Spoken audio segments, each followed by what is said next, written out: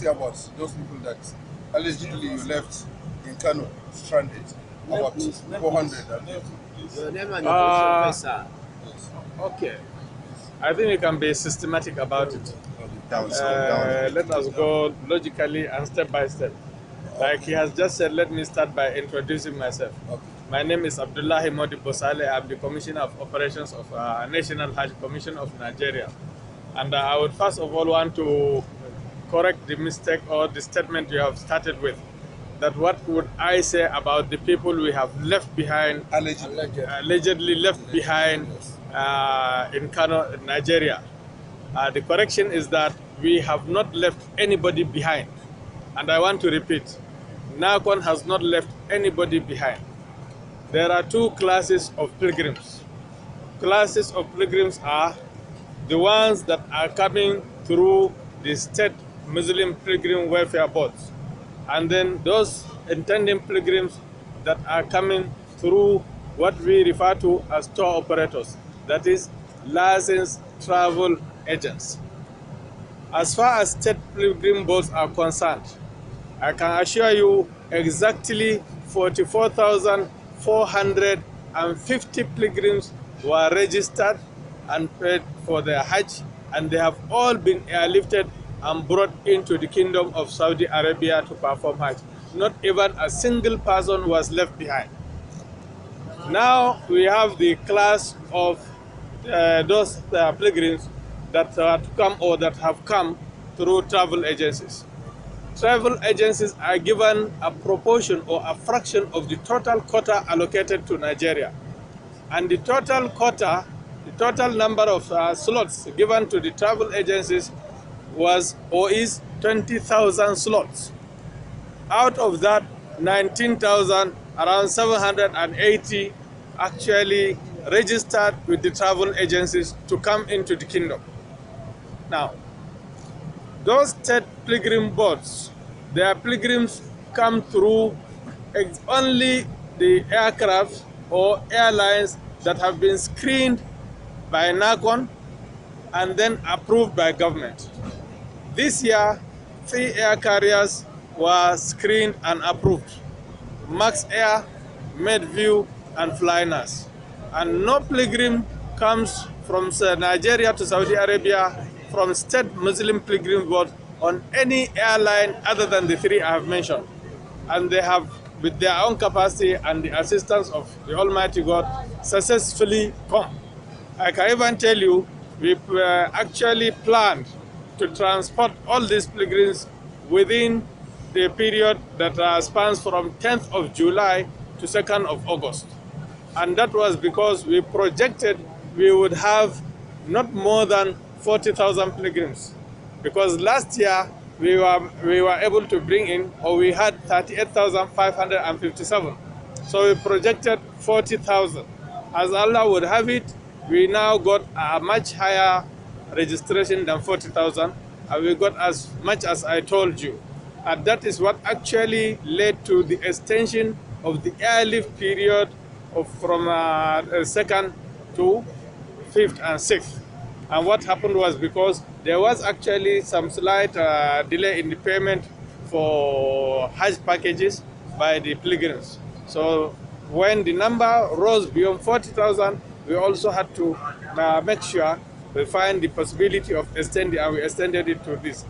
And that our last flight that came from the kingdom in respect of the airlift of State Pilgrims Board was an aircraft operated by Flynas. It had a capacity of over 400, but even the people that came in were less than 200 because there was nobody to airlift in that aircraft from the State Pilgrims Board all over. In fact, some people were even moved from Enugu and other places to bring them to Abuja so that they now try to complete the aircraft. So you can see nobody is left behind. In the case of travel agencies, they have a wider latitude of choice of which airlines to bring them.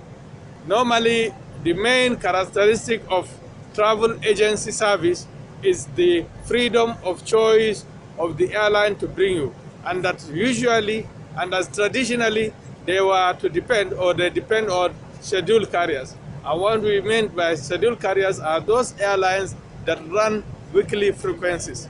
For example, you have Ethiopian Airlines, you have Egypt Air, you have Emirates. Such airlines operate daily, and some of them even operate more than once in a day, and you have them operating throughout the week. So these are the scheduled airlines that travel agencies normally use.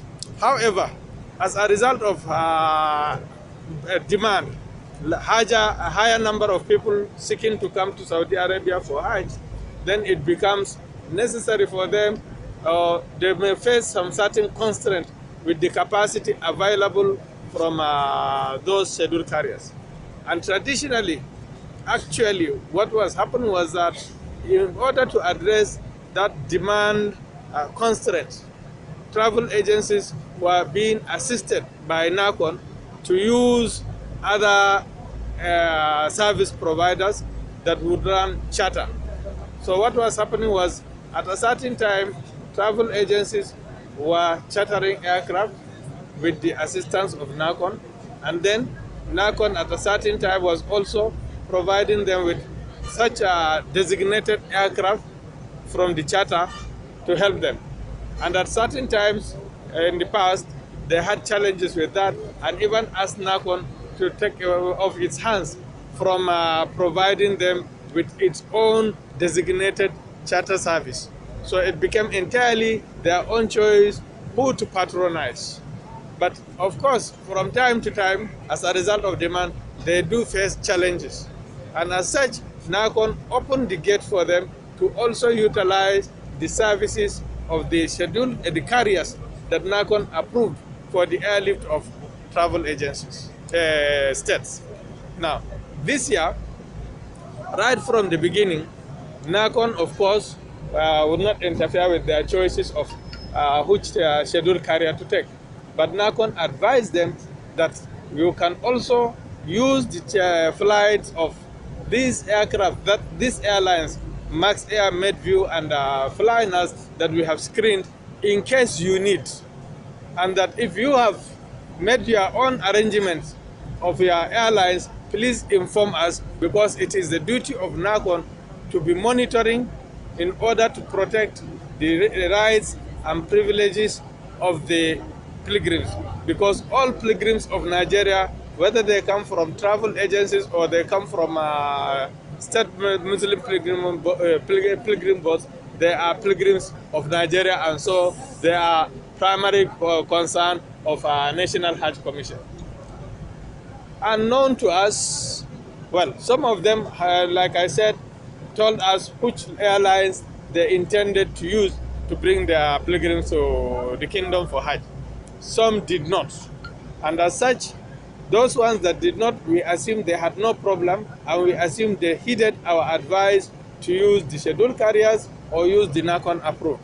Simply because by using these ones, NACON already certifies and knows that they are capable, they have the documentation, and that they have the slots, and they have what it takes, like professional experience and the airworthiness and whatever. Somehow, to our surprise, we now learned that some of them are having challenges of bringing their pilgrims. And how did we know the latest, for instance? It was a representative of Flynas in Nigeria, that is the Nigerian-based Flynas representative called First Planet, that approached NACON. In fact, I was the one he first spoke to, telling him that some travel agencies have approached us to do charter service for them. So, this is normal, because we had already advised that they could use their own services just like they can use Max Air and Medview. But what was happening was that actually it was after they started having their problems of lifting their own pilgrims that they now went to these Flynas to bring them.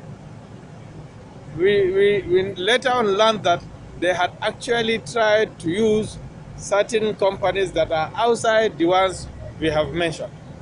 Well, NACON would not object to it. In the first place, they had said, NACON had told them, advise us in good time which airlines you are using in case you have problem, NACON would assist. But they didn't do so. They didn't even come to NACON to say this is the airline we want to use.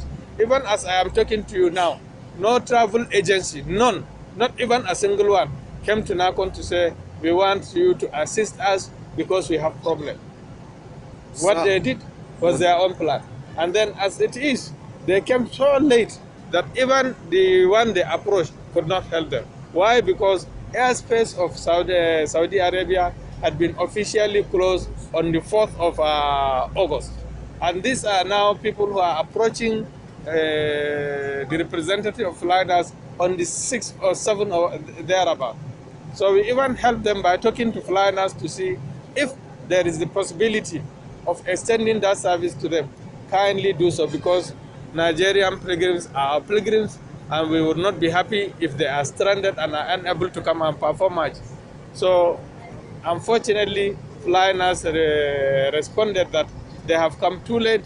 If they had come earlier, maybe they would have airlifted them, because at least as a national carrier of Saudi Arabia, they had the privilege of having the airspace open for them 2 more days beyond the 4th of August that was officially designated as the closing date.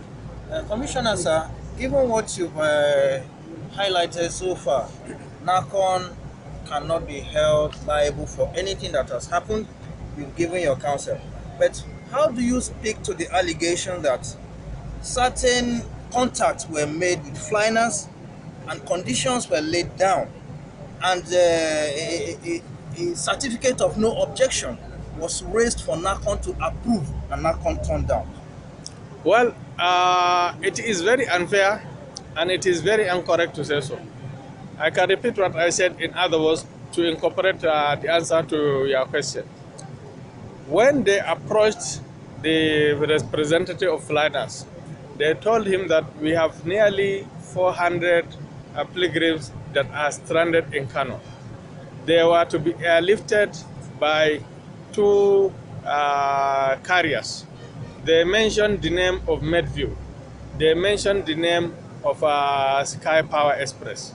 That we do not know, because we are not aware of the operation of Sky Power officially operating. But he told me, the person that is the representative of Flynas that was approached, that the people want to charter his service for one-way entry into Saudi Arabia. Could he leave them to Saudi Arabia? I was the one who told him that no, I will advise you not to take them for only one way, because if you take them for one way and you do not make a second leg of their return, then it means you are telling us that you are now going to abandon them. And of course, you know it's not proper. If you are going to be able to take them to Saudi Arabia and then back to Nigeria, fair enough, there is no objection. Then he said, okay, with that he is going to approach his headquarters and tell them of this development.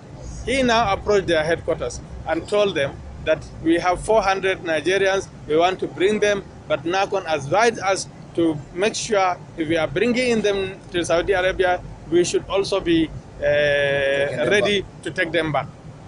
Meanwhile, at headquarters, he was not told, he was told that since we have exceeded the limit of the days given and the airspace has been closed, we are not likely to be able to let you go ahead and bring them. We cannot send you an aircraft, because they were talking between a principal and an agent. He now came back to us, the representative of Flynas, saying that if NACON would add to what I said, talking to our own headquarters, we will be able to convince them to please send this aircraft. The people here are desperate. I said, okay, if that is the case, there's no problem. We can talk to them, but you must be sure you are going to take them to Saudi Arabia and bring them back. I even wrote a letter to the Flynas and said it to them that NACON is also urging Flynas to please try to assist those people that are in Nigeria. They started wrongly. Their agents started wrongly. They didn't do the proper thing. They did not contact the proper airlines within the good time that they needed to do. But nevertheless, if you can help to transport them to Saudi Arabia, NACON will be very happy. And that You are actually advised in this regard to even liaise with known and licensed travel agencies. Do not go to those travel agencies that are clandestinely operating. And we even sent him a list of the approved travel agencies who number over 100.